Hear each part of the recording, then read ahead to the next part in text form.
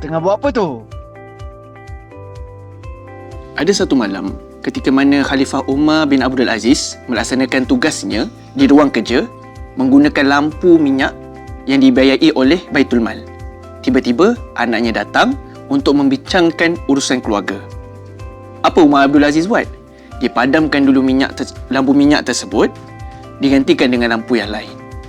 Bila ditanya anaknya, kenapa ayahanda tukar lampu?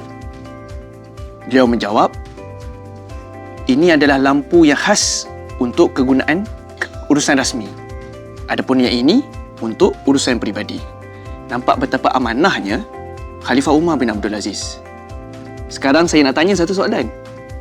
Apa hukum kita menggunakan peralatan pejabat untuk kegunaan peribadi kita?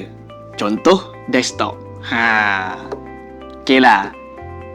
Mengikut Al-Kahfi, yang ditulis oleh pejabat mufti wilayah, ada mengatakan bahawa sekiranya peralatan tersebut menggunakan peralatan pejabat untuk kegunaan peribadi bergantung pada peraturan penggunaan.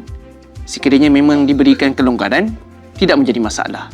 Tetapi kalau memang di dalam peraturan tersebut ditegaskan hanya untuk urusan pejabat, maka haram untuk kita gunakan urusan peribadi.